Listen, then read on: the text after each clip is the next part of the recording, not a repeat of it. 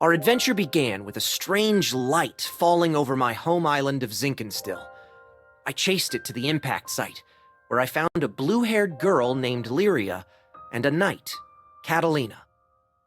The girl was shaken, and pretty soon I learned the reason why. She was on the run from Erste Empire soldiers. I knew an unfair fight when I saw one, so I stepped up to protect Lyria from those awful tyrants. Catalina and I fended them off well enough, but when their backs were in the corner, they released a fire-breathing hydra. It charged me, sending me flying into the tree line.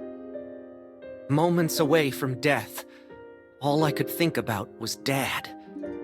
He'd been the one who trained me, and he'd done a great job, but...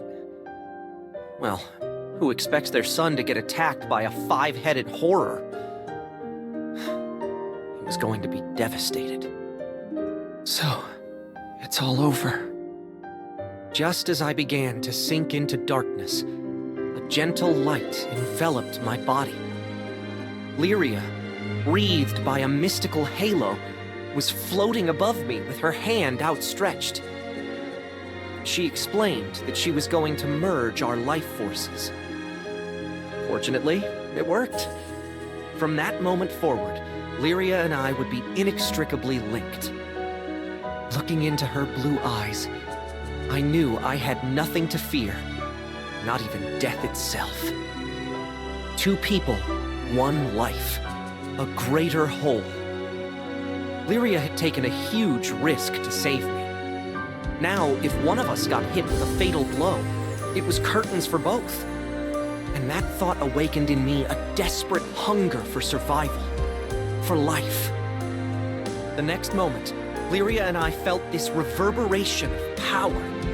The torrent of emotion rushing from me had awakened something.